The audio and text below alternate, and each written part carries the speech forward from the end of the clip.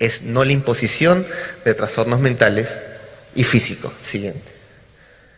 Por eso en el Perú se quiso proponer una ley, la ley Mordaza 1323, que castigaba a quienes discriminaban por orientación sexual e identidad de género, primero diciendo que era como agravante, pero después en la ley decía, aun cuando es a través de Internet. Y obviamente a través de Internet no se hace homicidios, se expresa opinión, a través de Internet o medios análogos.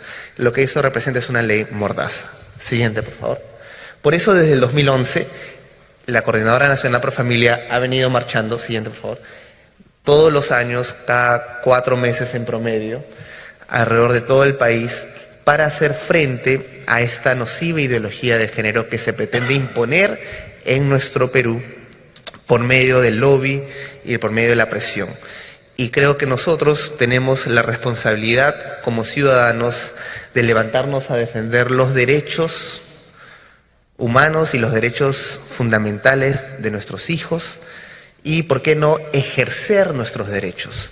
Cuando un derecho se deja de ejercer, es un derecho que por las puras vas a defenderlo teóricamente. Tenemos expertos en defender el derecho en teoría de libertad de expresión, conciencia. Hace falta quienes ejerciten ese derecho. Hace falta que quienes son cristianos realmente sean el estandarte y baluarte de la verdad y asuman las consecuencias de decir y proclamar la verdad. Porque nosotros seguimos una moral categórica, a tiempo y afuera de tiempo. Nos escuchen o no nos escuchen. No nos guiamos consecuencialistamente, sino categóricamente en obediencia a lo que es la verdad. Ahí podemos ver, esas fueron las últimas marchas que se hicieron en el Perú, más de 1,5 millones y después 1,5 millones de firmas, y gracias a Dios, de los 5 decretos legislativos con ideología de género en el Perú, los 5 han sido derogados en la comisión, 2 en el pleno, y Dios mediante los otros 3 mañana en el pleno. Muchas gracias.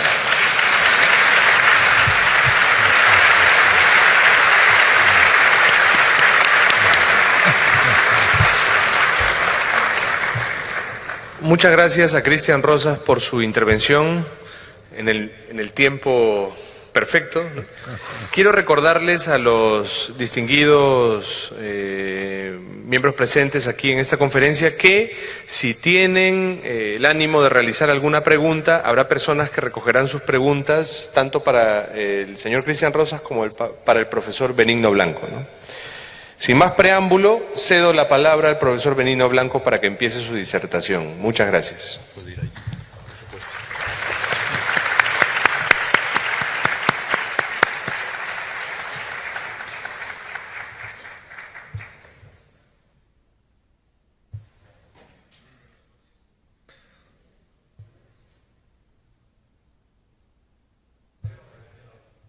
El audio.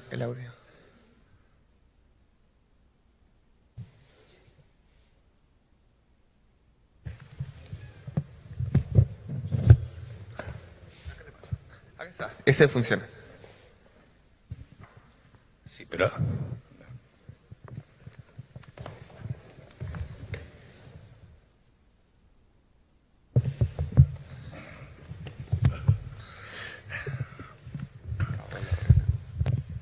Buenas noches de nuevo. En primer lugar, mi agradecimiento al Arzobispado de Lima por el honor que me confiere al permitirme estar hablando ante todos ustedes de un tema que me parece que es uno de los fundamentales de nuestra época, que es la sexualidad de nuestros hijos. He preferido hablar sentado antes que con el micrófono en la mano, porque mi experiencia dice que la ley de la gravedad me puede, y si voy hablando voy bajando el micrófono y ustedes no entenderían nada, ¿no? ¿Qué es la ideología de género? En un resumen rápido, desde el punto de vista antropológico, no el jurídico que hemos oído estupendamente explicado. La ideología de género es una filosofía, una visión del ser humano que parte del prejuicio de que en materia de sexualidad no hay nada que sea natural, que el cuerpo humano en su constitución física y morfológica no nos dice nada sobre nuestra sexualidad, que todo lo que históricamente se ha pretendido asociar al cuerpo humano, feminidad, masculinidad, vinculación finalista a la reproducción, es un invento cultural de una sociedad patriarcal que han querido imponer un modelo de distinción entre hombres y mujeres que solo ha servido para que los hombres dominemos a las mujeres a lo largo de la historia. Y que ha llegado el momento de liberar a la mujer y con ella al hombre de esa visión que no tiene ningún fundamento jurídico. Como según la ideología de género en materia de sexualidad no hay nada natural, es cada persona la que define de forma libre y autónoma la dimensión sexual de su personalidad, que es eso que la ideología de género llama orientación afectivo-sexual. Y como es cada persona sin condicionamiento ni señal previa ninguna dimanante de su propio cuerpo. La decisión mantiene la dignidad de la Asamblea General de las Naciones Unidas y de la Asamblea Mundial de la Salud. Indica que el principio de una sola China coincide con lo que piensan en otras partes del mundo y representa una tendencia general. China celebra la decisión. Por lo tanto, todas las orientaciones afectivo-sexuales, por utilizar la misma terminología de los ideólogos de género, que deciden cada uno de los seres humanos son igual de valiosas. Homosexualidad, bisexualidad, heterosexualidad, transexualidad, y si a alguno se le ocurre otra cosa más, son opciones personales igual de buenas y valiosas sobre las que no se puede decir nada más. En materia de sexualidad todo es igual de valioso. Y por eso los adalides de la ideología de género descalifican a aquellos que discrepamos de esa forma de ver las cosas como si fuésemos homófobos, otro de los términos creados en el contexto de la ideología de género. La palabra homófobo indica miedo a la igualdad. Homo en griego es igual. Homófobo sería aquel que tiene miedo a la igualdad, aquel que no admite que en materia de sexualidad todo es igual de valioso, aquel que afirma que hay opciones más valiosas y menos valiosas, opciones más naturales o menos naturales, más convenientes o menos convenientes. La ideología de género, como todas las ideologías, tiene una cierta vocación totalitaria. No solo afirma una visión personal de las cosas, sino que pretende imponer a todo el mundo esa visión de las cosas. Las ideologías que hemos conocido en el siglo XX, comunismo, nazismo, partían también de un prejuicio, de un análisis de la realidad que les llevaba a presuponer que habían detectado la causa de los problemas e injusticias habidos en la historia de la humanidad y quisieron imponer una solución. La construcción del paraíso en la tierra sin clases sociales, experimento comunista, o la construcción de la Alemania aria sin judíos, consecuencia de la ideología nazi. La ideología de género tiene también una agenda política. No se limita a hacer un juicio filosófico, sino que asocia ese diagnóstico de los males específicamente de la mujer en la historia de la humanidad, una agenda política que pretende, apoyándose en el poder político, cambiar la forma de pensar y de organización de toda la sociedad. ¿En qué consiste esa agenda política? Utilizo términos de las propias ideólogas de género, deconstruir todo lo humano, como dice Judy Butler. Hacer que la moral, el derecho, la costumbre, el lenguaje, la forma de pensar y de decir y de organizar la sociedad erradique ese invento cultural que es lo masculino y lo femenino. Porque como en materia de sexualidad no hay nada que sea natural, tampoco hay hombres y mujeres. Eso es un invento cultural histórico clasista, que permite precisamente por su división, hombres-mujeres, el dominio de una clase, los hombres, sobre la otra, las mujeres. Según esa agenda política hay que utilizar el poder político, y ahí sí les interesa el poder político, para introducir en la sociedad esa deconstrucción del derecho, del lenguaje, de la moral. Los pasos de la agenda política de género, que es una agenda en estos momentos con proyección universal, se manifiestan de forma distinta según los países, las circunstancias, los tiempos, pero suponen una presión continua sobre todos y cada uno de los países. En España lo hemos padecido, para ir cambiando todo lo que asocia la cultura tradicional a la dualidad hombre-mujer.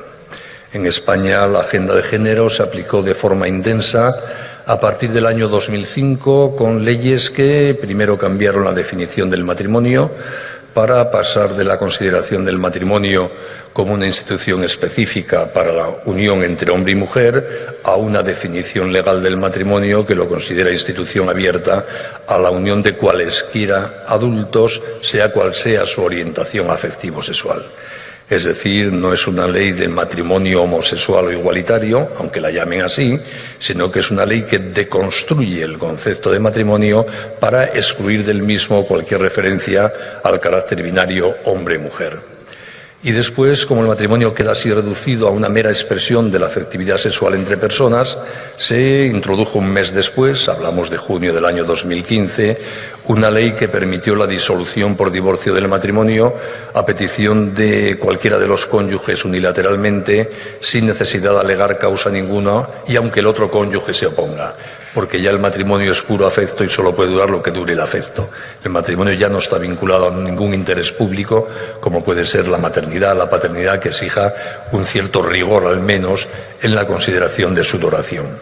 Y después se transformó la legislación del registro civil, que es donde en España se define la personalidad jurídica y donde se nos inscribe a todos los ciudadanos que nacemos en España, nada más nacer, con los datos que en ese momento constan de nosotros, que son quién es papá, quién es mamá, dónde hemos nacido, en qué fecha y cuál es nuestro sexo. Y a partir de esa reforma del año 2007, cualquier adulto puede cambiar la inscripción de su condición de varón o de hembra por la inscripción del sexo sentido, de la percepción subjetiva del propio sexo, aunque no se corresponda con la característica morfológica y genital de su cuerpo. Es decir, yo podría inscribirme como mujer. De esta manera, con esta reforma en la práctica, se está sustituyendo en la definición jurídica de la persona el sexo como un dato dado, observable, por el género como una manifestación subjetiva del psiquismo afectivo de la persona. Y después se considera y regula el aborto. En España sucedió en el 2010 como parte de lo que llaman salud sexual y reproductiva de la mujer. Porque en esta concepción de género, como la sexualidad no tiene nada que ver con la reproducción, el quedarse embarazada es algo negativo que limita la libertad. Y como toda mujer tiene derecho a su libertad reproductiva, tiene derecho a que el Estado le garantice el acceso al aborto libre y gratuito si lo desea. Las ventas ha sido bastante. Y eso es lo que hizo la reforma en la materia en España del año 2010 aún en vigor. Y el siguiente paso teórico es, una vez que el ordenamiento jurídico, las leyes en vigor, han sustituido la antropología clásica sobre la persona por la nueva antropología de género, hay que enseñar en la escuela esta nueva antropología y moral de género porque es la única democrática y legítima en una sociedad plural, porque es la que está en las leyes. Y es la fase en que estamos en este momento en España. Y la agenda político de género se cierra después de estas reformas con leyes que sancionan la discrepancia, leyes que sancionan con multas o incluso penalmente como delito de odio a quienes no piensan en clave de género, a quienes califican a estas leyes de injustas o a quienes se niegan a que en la escuela a sus hijos se les visibilice. Hola, ¿qué tal? Sean todos ustedes bienvenidos a una nueva edición de género, esta forma de entender la sexualidad a sus hijos. Y como les digo, este no es un tema español, ni solo peruano, es un tema que en este momento es el debate ideológico del siglo XXI en todo el mundo occidental, por causas variadas en las que podríamos profundizar si ustedes quisiesen en el coloquio. Yo no conozco bien Perú, aunque llevo aquí 48 horas he intentado enterarme de cómo están las cosas, pero sí les digo que a Perú le pasará lo mismo que a España, o por lo menos se intentará que pase, y a Chile, y a Brasil, y a la India, y a Singapur, y a Nigeria. No es que Perú tenga nada de especial. Y por lo tanto, me gustaría transmitirles la reflexión de un español que ha visto esto un poco antes que ustedes, porque nos ha llegado a España un poco antes. En España también, cuando todas estas leyes se nos plantearon y fueron debatidas, nos manifestamos, quizá no en un número tan significativo como el que ustedes han conseguido movilizar. Aquí, según he visto en esas fotografías, hicimos recursos a los tribunales, presentamos iniciativas legislativas populares avaladas por millones de firmas al Parlamento, acudimos a los medios de comunicación, a todo tipo de debates, y hemos perdido.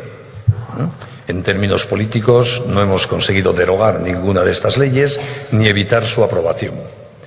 Pero yo no creo que hayamos hecho un trabajo inútil, porque con este tipo de leyes aprobadas o sin ellas aprobadas o mientras se aprueban, lo que importa de verdad son las personas, más que las leyes, aunque las leyes son muy importantes porque inciden en las personas. Y por lo tanto, si aprovechamos, españoles o peruanos, todos estos debates, estas iniciativas legislativas, estas confrontaciones ideológicas de nuestra época, para clarificar nuestras ideas sobre la sexualidad humana, para encontrar nuevos argumentos para asentar nuestras convicciones en esa materia y para actualizar nuestra responsabilidad en la educación en materia afectivo-sexual de nuestros hijos, habrá servido para algo todo esto. Y así, cuando pasen estas leyes, estas modas ideológicas que pasarán, quedará un resultado positivo. Sin embargo, si centramos nuestras energías exclusivamente en ese debate político y jurídico que hay que hacer con todas las fuerzas, si perdemos esa batalla política y jurídica, parecerá que no podemos hacer nada. Y claro que se puede hacer mucho. Por eso van a permitirme ustedes que, saliéndome un poquito de este marco del debate legislativo, jurídico y de movilización social, les hable de lo que me parece más importante que en este contexto podemos hacer todos y cada uno de aquellas personas que somos poco importantes, los que no somos gobernantes, ni legisladores, ni jueces. Los gobernantes, legisladores y jueces, además, pueden y deben hacer muchas cosas. Pero, en todo caso, todos, ustedes y yo, aunque seamos poco importantes, aunque seamos irrelevantes en términos de pasar a los libros de historia, podemos hacer mucho para ganar esta batalla ideológica de nuestra época, que es ocuparnos de valorar la sexualidad y educar a aquellos que dependen de nosotros en un profundo aprecio a la sexualidad responsable. Y eso lo podemos hacer todos. El que fuera presidente de la República Checa y que participó en el derribo del muro de Berlín, porque lideró el movimiento de la Carta 77 en Checoslovaquia contra el comunismo, escribió un libro explicando cómo había sido la revuelta checa contra la dictadura comunista en aquellos años 70, 80 del siglo pasado, y ese libro lo tituló de la siguiente forma: El poder de los sin poder. Y en él explicaba cómo gente sin ningún poder frente a una dictadura totalitaria, como era la comunista, escritores, poetas, ciudadanos amantes de la libertad, fueron capaces de derribar lo que parecía una dictadura que duraría miles de años. Porque la gente sin poder, como probablemente se sientan ustedes, y como no es que me sienta, sino que sé que lo soy yo, alguien sin ningún poder, podemos hacer cosas de una inmensa trascendencia. Si somos capaces de hacer patente en el contexto personal, familiar, de amistad, de relaciones sociales en que nos movemos, la verdad sobre el ser humano, que es lo que está en juego en el debate actual sobre la ideología de género. Por eso me parece que esta es una época que nos plantea a todos los que nos sentimos responsables de nuestra época, y todos somos responsables de nuestra época por estar en ella. Yo no soy responsable del siglo XIII porque no estoy allí, pero sí soy responsable del siglo XXI porque estoy aquí. Y si no me ocupo de moldear el siglo XXI con mis pequeñas fuerzas, soy un irresponsable. Por eso quisiera invitarles a todos ustedes, a los que no conozco, incluso por estos focos ni les veo la cara a la mayoría, a que piensen si no pueden ustedes hacerse responsables, repito, más allá de los debates políticos, de cómo valora la sexualidad la sociedad peruana. No en abstracto, sino aquella parte de la sociedad peruana en que ustedes influyen porque se codean con ella todos los días, porque se trata de esos peruanos con los que hablan, con los que pueden influir, que son aquellos a los que educan, que son sus hijos, su mujer, su marido, sus amigos, esos a los que ustedes pueden influir mucho más que todas las leyes que apruebe el Parlamento, porque los tienen al lado. Y para poder asumir esa responsabilidad de configurar en positivo el aprecio a una sexualidad responsable de los buenos peruanos, van a permitirme que les recuerde qué es la sexualidad. Puede parecer obvio y quizá sea hacerles perder el tiempo, pero a lo mejor no está de más de vez en cuando pararse a repensar lo obvio para ver si lo tenemos bien asentado. Y para eso yo les invitaría a mirar a los seres humanos. La mejor manera de conocer qué es cualquier aspecto del ser humano es mirar a los humanos. Y si uno mira sin prejuicios a los seres humanos, lo que ve evidentemente de entrada es que los humanos son o chicos o chicas, o hombres o mujeres, y no hay otra cosa. XX o XY en términos biológicos. Y puede haber anomalías cromosómicas, estados intersexuales, como nos recordaba, pero siguen siendo X o de XY, con anomalías. Esto quiere decir que solo hay dos formas de ser un ser humano, que es o ser hombre o ser mujer. Y no hay otra forma de vivir la condición humana. O se es hombre o se es mujer. Yo soy hombre las 24 horas del día de todos los días de mi vida porque no puedo ser otra cosa. Mi esposa, que se llama Dolores, Loli, es mujer las 24 horas del día de todas las horas de su vida porque no puede ser otra cosa. Y eso es así antes de que ejercitemos nuestra libertad sexual y después y hagamos lo que hagamos con ella, porque es lo que somos. Y lo que somos no se puede cambiar. Podemos cambiar lo que hacemos con nuestra libertad, luego hablaremos de la libertad sexual, pero lo que somos no lo podemos cambiar. Y esta es la gran mentira de la ideología de género, que dice que no somos nada. Claro que lo somos, o chico o chica, y no hay otra cosa. Y luego, como chico, puedo hacer sexualmente unas cuantas cosas variadas, tampoco tantas. Y como chica puedo hacer unas cuantas cosas, tampoco tantas. Pero soy un chico que hace esas cosas o una chica que hace esas cosas. Por lo tanto, claro que el cuerpo me dice mucho sobre mi sexualidad, me dice lo que soy, si soy hombre o soy mujer. Y negar ese dato es negar la evidencia real de las cosas, es falsear todo razonamiento que se haga después, porque si no se admite la realidad de las cosas, las construcciones de ideas están hechas en el aire, ya permiten cualquier afirmación. Por eso es muy importante detenernos en esto que es tan obvio. Los humanos o somos hombres o somos mujeres. Porque los humanos somos algo, consistimos en algo, no nos creamos a nosotros mismos. Hay algunos que sueñan con crearse a sí mismos, con modelarse y definirse, que es la pretensión de ser pequeños dioses, pero no funciona, porque somos algo. Y somos algo además que nosotros podemos conocer. Hay certezas racionales en conocer en qué consiste ser un ser humano, porque el ser humano consiste en algo, eso que los clásicos llamaban la naturaleza humana. Y ese algo en que consiste el ser humano es muy razonable, porque el mundo es muy razonable. Y como yo soy racional, puedo conocer con certeza en qué consiste todo lo que existe.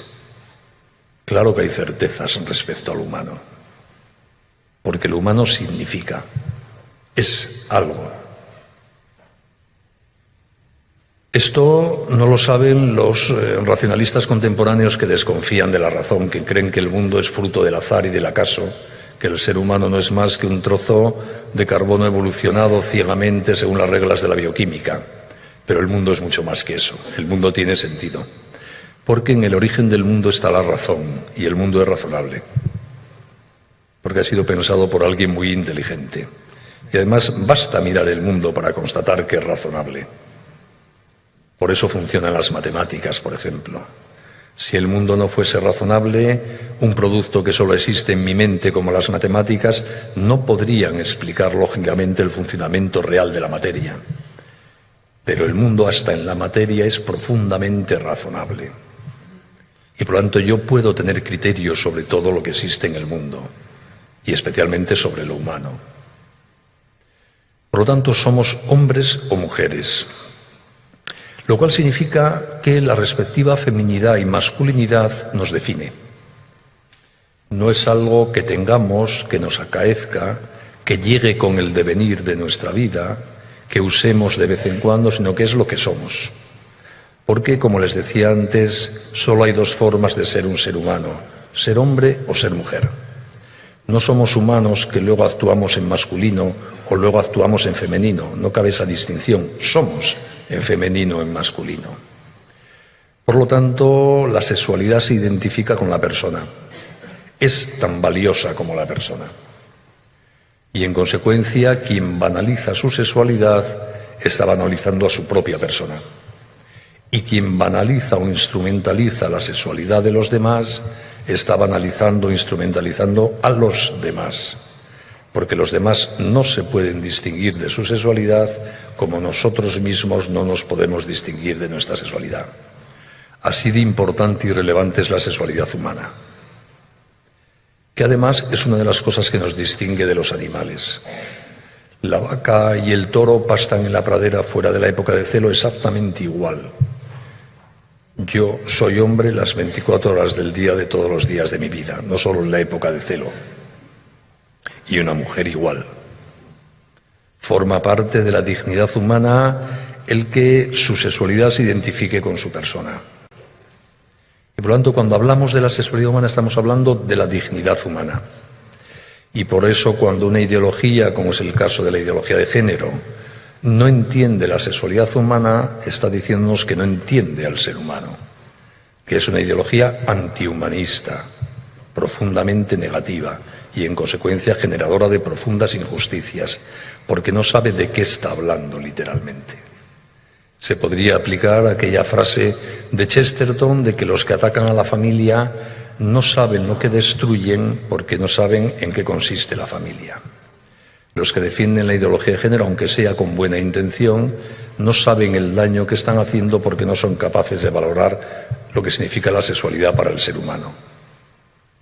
Por eso estos debates de la ideología de género son muy importantes. No es un tema de homosexuales, de transexuales, de conducta sexual de unos o de otros. Estamos hablando de un tema mucho más trascendente que eso. Estamos hablando de si la sociedad, las leyes, el sistema educativo tratan al ser humano como lo que es o pretenden tratarle como lo que no es. Cuando al ser humano se le trata como lo que no que es, se le destroza. Esto es lo que está en juego en el debate de la ideología de género, sin ponernos especialmente dramáticos, pero conviene ser serios en los diagnósticos de los problemas. Por lo tanto, como la sexualidad humana es algo tan importante como la propia persona humana, hay que aplicarle los criterios de madurez de la persona humana. Los seres humanos no somos seres instantáneos, que nos hacemos en un momento, sino que somos seres cronológicos, tenemos biografía, nos hacemos en el tiempo. Y por lo tanto, todo lo humano debe ser educado, debe madurar en el tiempo. Si yo quiero estar en condiciones algún día de poder optar con cierta capacidad de éxito a obtener una medalla de oro en una prueba de atletismo, en una olimpiada, no puedo empezar a entrenar mi cuerpo para esa prueba de atletismo un año antes de la olimpiada. Tendré que empezar a entrenar mi cuerpo 20, 25 años antes. Y si quiero tener alguna ocasión de poder optar al Premio Nobel de Química, no puedo empezar a estudiar química 2 años antes de que den el Premio Nobel. Tendré que empezar a estudiar química 60 o 70 años antes. Y así a lo mejor puedo intentar estar en condiciones de que me consideren candidato al Nobel de Química. Pues si uno quiere en la vida estar en condiciones de amar con su cuerpo, debe empezar a educar a su cuerpo para amar desde muchos años antes, desde el comienzo. Y ahí es donde entra toda la responsabilidad de los padres y madres de familia. ¿Quién puede, desde la más primera infancia, empezar a educar a niños y niñas en ese ayudar al cuerpo a prepararse para poder amar? Papá y mamá. Y por eso es responsabilidad inexcusable de las familias, de los papás y de las mamás, asumir la obligación de educar en materia afectivo-sexual a sus hijos. Y hoy día no solo es responsabilidad inexcusable, es una obligación irrenunciable. Porque en otras épocas de la historia, donde había seguridades compartidas sobre la sexualidad humana, formando parte de la cultura común, si papá y mamá irresponsablemente no se ocupaban de esta educación afectivo-sexual de sus hijos, podía confiarse en que más o menos la sociedad educaría, daría algún criterio al menos.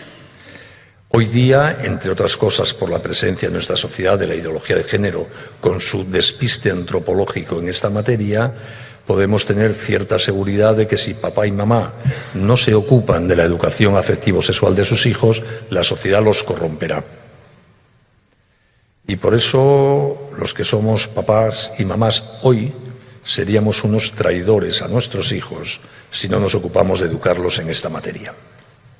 Sé que son palabras fuertes, pero las digo con plena conciencia.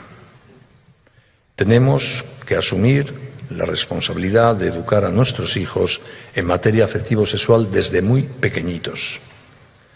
Como empecemos en la adolescencia, casi seguro que llegamos tarde, porque estamos en la sociedad en que estamos. Papás y mamás, tenéis que empezar a hablar de sexo con vuestros hijos a los 2 años, a los 3. No a los 8, a los 12, por lo menos en España, y supongo que Perú no será muy distinto. Educar en materia afectivo-sexual en casa es muy fácil, no tengáis miedo, porque en la familia se educa con la connaturalidad del amor. Cuando un niño recién nacido se aferra al pecho de mamá para mamar, ya está aprendiendo la lección más importante que va a aprender en toda su vida, que es a amar y a ser amado. Y luego años después se le explica con palabras, pero ya lo sabe. Si un niño ve que el abuelito para papá y para mamá es alguien importante, un niño querrá al abuelito y no entiende lo que es un abuelo. Entender lo que es el papá de papá le costará años, pero quiere al abuelito porque papá quiere al abuelito, porque mamá quiere al abuelito. Si un niño ve que Dios forma parte de la vida de papá y de mamá, formará parte Dios de su vida aunque no tenga ni idea del concepto de Dios. Con esa facilidad se educa en familia, siempre obviamente que la familia esté ahí, que papá y mamá estén ahí. Ser padres es una inmensa responsabilidad. Traer un hijo al mundo es hacerse responsable para toda la eternidad de ese niño. Y por eso hay que presuponer que papá y mamá intentarán asumir esa responsabilidad y estar ahí al lado de ese niño todo el tiempo que haga falta. Y que le dedicarán tiempo. ¿Y cómo se educa a un niño concretamente en materia de sexualidad? No es nada complicado. Porque desde muy pequeñito le hablamos de su cuerpo. Mamá y papá desvisten al niño para lavarle y luego le visten. Y no cuesta nada explicarle que le vestimos porque su cuerpo es muy valioso. Y que por eso mismo papá y mamá van vestidos por casa y no desnudos. Y así el niño, sin ninguna problemática en la cabeza, empieza a saber que el cuerpo es valioso. Y empieza a entender el sentido del pudor, aunque no sepa lo que significa la palabra pudor. Y cuando el niño, cosa que sucede a los 2, 3 años, empieza a ser consciente de que es distinto de su hermanita, y la niña de que es distinto de su hermanito, y pregunta por qué, le explicaremos que es así porque, gracias a eso, un día habrá papás y mamás, y que eso es una maravilla. Y que ser papás y mamás se basa precisamente en que somos distintos, y que eso es estupendo. Y así el niño va asumiendo el carácter binario de la especie humana, aunque estas palabras no las entendería obviamente. Y según avanza la vida, el niño pregunta, ¿por qué ve que está embarazada fulanita y ve que ha dado la otra? Y oye hablar de que hay un niño que tiene 2 papás, y si no lo oye todavía en Perú lo oirá dentro de poco. Y le cuentan cosas los adolescentes malévolos, o le enseñan imágenes pornográficas en el móvil, y ve escenas en las películas, y un niño normal preguntará por eso en casa, y papá y mamá le contestarán siempre con la verdad. Porque la sexualidad es tan estupenda que si un papá o una mamá tuviese prejuicios para hablar con sus hijos sobre sexualidad, demostraría que no ha aprendido a valorar la sexualidad y que es ese papá y esa mamá quien tiene un problema. Y se les contesta siempre con la verdad, porque a los que queremos no podemos mentirles. El grado de detalle de la verdad dependerá del niño, de su edad, de su curiosidad, pero siempre con la verdad, sin engañar nunca, sin ocultar, sin contar mitos. Las cosas son como son, Cuando pregunte cómo entra el niño en la barriguita de mamá, se le explica. Y cuando pregunte cómo sale, se le explica, que es más complicado todavía de cómo entra, de explicar. Siempre con la verdad. Repito, los grados de detalle variará y el sentido común nos dirá cuáles son necesarios. Porque estamos hablando de cosas limpias y nobles. En materia de sexualidad humana no hay nada que sea malo, aunque los humanos con nuestra libertad podemos estropear hasta lo más noble, pero esa es otra historia. Si un niño, cuando habla las primeras veces de algo que tiene que ver con la sexualidad, nota que mamá se pone nerviosa y cambia de tema, y que papá dice que tiene mucha prisa que se lo pregunte a mamá luego, no habrá segunda ocasión, porque los niños captan y piensan rápidamente que de este tema no se puede hablar. Y le hemos hecho un daño a nuestros hijos irreparable. Porque hablará, pero en la calle, no contigo. Y no puedes hacerle ese daño. Y para evitar que se pueda producir ese efecto, adelántate tú.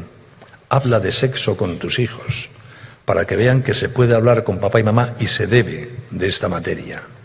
Y aprovecha lo que pasa en la familia, que se casan, que se quedan embarazadas, que tienen niños. Todo eso da ocasión para hablar con los niños.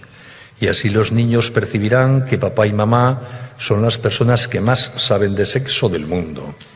Y que es a ellos a los que hay que preguntarles y plantearles dudas. Y que no pasa nada, que son los que contestan y aclaran todas las cosas. Un niño que desde muy pequeñito adquiere esa confianza en esta materia con papá y mamá, casi me atrevo a decir que le va a ir bien en la vida. Siempre está la libertad por el medio, ¿no? Pero tiene ganado un montón ya. Y siguiendo ese contexto, cuando veamos que el niño va creciendo un poquitín y se va a acercar a la prepubertad, no a la adolescencia ni a la pubertad, a la prepubertad, y los padres lo vemos, antes de que sientan o empiecen a sentir en su cuerpo y en su alma, nuestros hijos e hijas, esos cambios que van a ir transformándoles, les explicaremos lo que van a sentir. Y mamá a las niñas y papá a los niños les irá explicando lo que va a pasar en su cuerpo. Y les dirá que es lo normal, que a papá también le ha pasado, que a mamá también le ha pasado y que no pasa nada.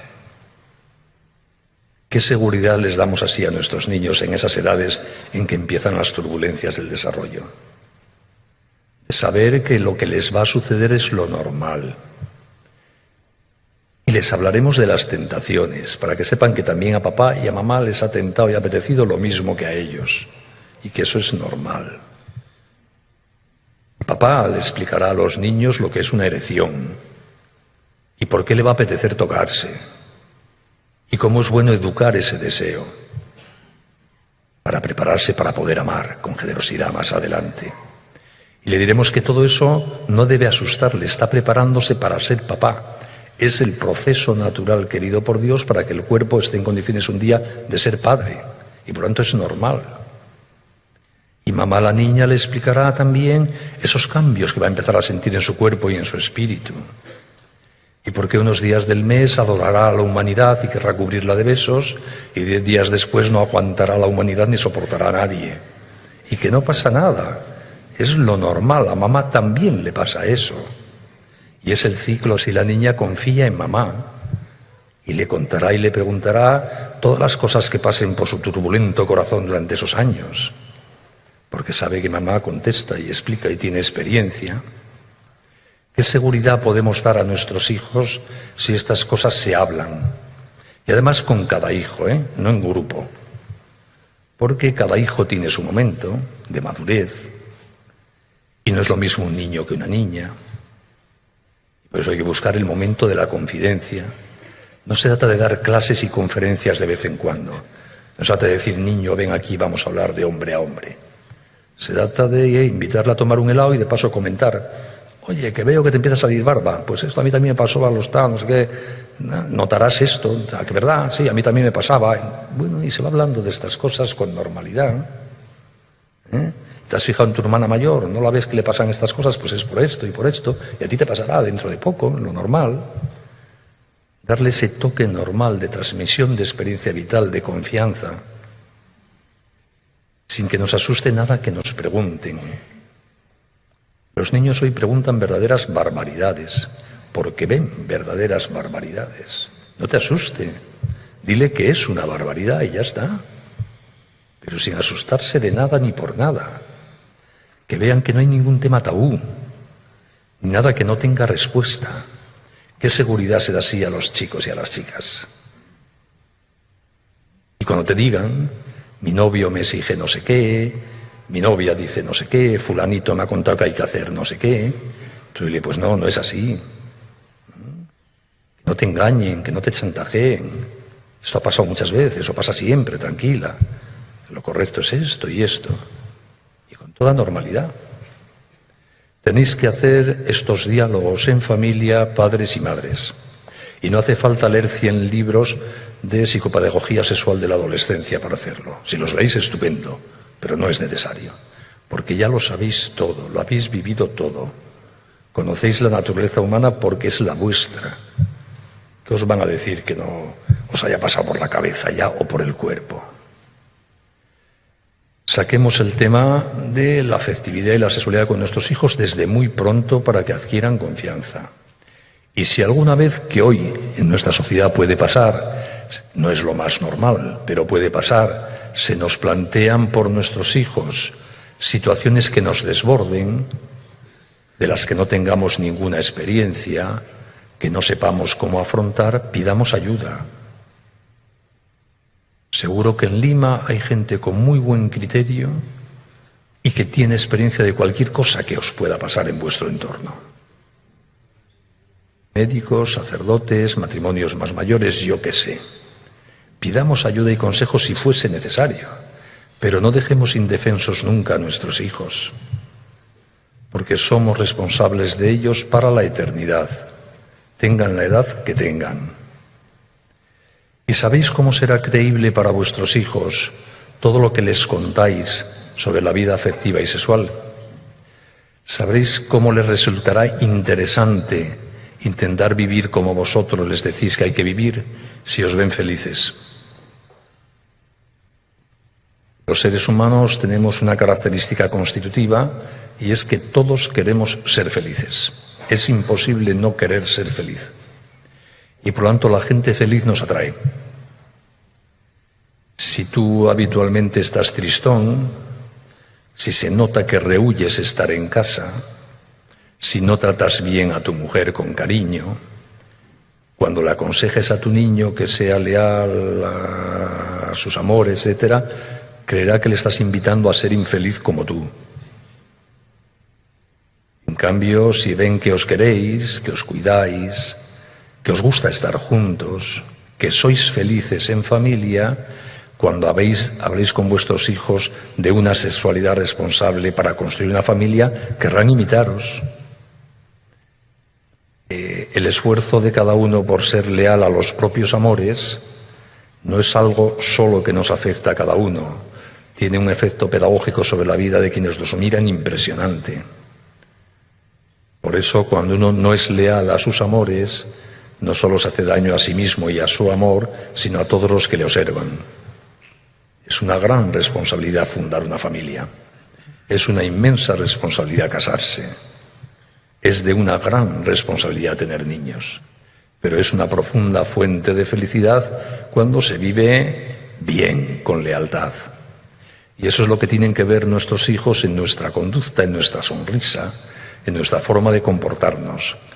Porque si nuestro comportamiento avala nuestras palabras y si nuestras palabras ratifican nuestro testimonio, la fuerza conjunta del discurso y los hechos hará que arraiguen profundamente en el alma y corazón de vuestros hijos esa sabiduría sobre lo humano que les estáis transmitiendo.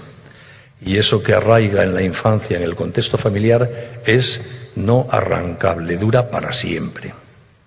Podrá quedar tapado y oculto durante épocas de turbulencia alguna vez, pero reaparecerá. Y habéis dado a vuestros hijos lo que necesitan de verdad para ser felices, para tener vidas plenas. Y lo que digo de vuestros hijos, lo digo también de toda la gente que os rodea, porque no solo somos responsables de educar a nuestros hijos, somos responsables de educar a todos aquellos a los que queremos porque los queremos. Y por por lo tanto eres responsable de educar a tus amigos, a aquellos que confían en ti y en tu palabra. Y por lo tanto yo les animaría en los 5 últimos minutos que me recuerda el moderador me quedan, para darles 3 consejos, si me lo permiten, de cosas que todos podemos hacer para mejorar la calidad humanista de la sociedad peruana. Todos pueden hacer, ustedes los peruanos, yo me lo aplico en España, para mejorar la calidad humanista en esta materia de la sexualidad de esta sociedad. Yo reitero, no les conozco a ustedes, por lo tanto no puedo dar consejos personalizados, pero lo que voy a decir se aplica a todos ustedes. Y luego cada uno, si es médico, madre, juez, etcétera, podrá añadir más cosas. ¿Qué podemos hacer todos para mejorar a esta sociedad en materia de sexualidad?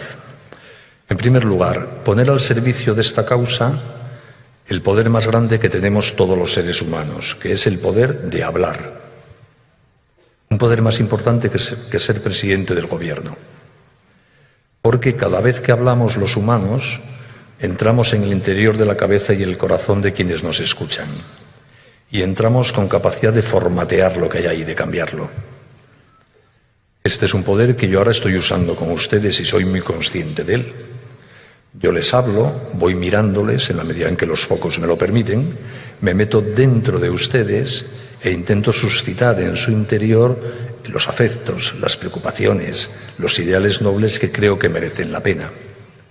Y ese mismo poder lo tienen todos ustedes con toda la gente con la que hablan todos los días, que seguro que es mucha. ¿Cómo usar bien este poder de hablar? Hablando bien de las cosas buenas, hablando bien del amor, hablando bien de la sexualidad, hablando bien de la lealtad, hablando bien de la maternidad. Si utilizamos este poder de hablar para hablar bien de las cosas buenas, vamos haciendo buenos a los que nos escuchan, porque el bien es mucho más atractivo y seductor que el mal. Y todos podemos hablar. Eso sí, para usar con eficacia este poder es imprescindible que sepamos dar una razón razonada de nuestras convicciones. No bastan los argumentos de autoridad. No basta esto, hay que hacerlo así porque siempre se ha hecho así, porque lo digo yo o porque lo dice el Papa. Hay que dar una razón razonada de nuestras convicciones. Y para poder dar una razón razonada de nuestras convicciones hay que haberlas razonado antes. Hay que dedicar tiempo a formarse en estas materias, a tener un criterio asentado y firme, a saber responder a los debates ideológicos de nuestra época, a saber contestar a esos argumentos de la agenda de género que antes Cristiano recordaba. Hay que saber explicar lo obvio, que hay chicos y que hay chicas, por ejemplo, cosa que la gente hoy día no entiende. Y solo hay 2 formas de formarse, que es o dedicar un poco de tiempo a leer lo que han escrito los que saben más que nosotros de un tema, o dedicar un poco de tiempo a escuchar lo que dicen los que saben más que nosotros de un tema. Por eso yo quiero específicamente agradecer de nuevo al Arzobispado de Lima que dé esta ocasión de que hablemos, de que nos formemos, de que escuchemos, que pensemos, que le demos vuelta a estos temas de los que luego tenemos que hablar por todos los rincones de Lima con todo el mundo que se ponga a nuestro alcance. Y lo segundo que podemos hacer todos es dar ejemplo. Por lo que les decía antes respecto a los hijos, que lo extiendo al resto de sus relaciones sociales. Si tu estilo de vida te hace feliz, que lo vea la gente. Si a ti te hace feliz tu mujer, tu marido, habla de tu mujer y de tu marido con tus amigos, no los ocultes. Que sepan que te hace ilusión volver a casa para estar con tus hijos. Que lo que llevemos en el corazón, si es noble, lo pongamos de manifiesto. Si es que en nuestra cara se nota que somos felices. Si no, hay que empezar por ahí, por arreglar aquello que no nos permite llevar en la cara el rastro de la felicidad. Si en nuestras casas lo que hay es digno de ser visto, abramos las puertas de nuestras casas a todo el mundo. Dejemos que entren los amigos de nuestros hijos, que a lo mejor es la única ocasión que tienen de ver una familia que funciona. Siempre que lo que hay en tu casa sea digno de ser visto, sino primero arréglala. Y lo tercero que todos podemos hacer es unirnos a los que piensan como nosotros para juntos llegar a más gente. porque en sociedades tan plurales como las nuestras uno solo llega a poquito. Pero 2 juntos llegan a más, 3 llegan a más. Si yo hubiese venido a Lima por mi cuenta a hablar de ideología de género, pues estaría ahora en cualquier calle hablando yo solo con un árbol, nadie me escucharía. En cambio, como vengo invitado por personas que a la vez les han invitado a ustedes y me acompañan buenos amigos, llegamos a mucho más entre todos. Pues hay que buscar esas sinergias operativas, juntarse para hacer cosas juntos que permitan que nuestra forma de ver las cosas, el ejemplo de nuestra vida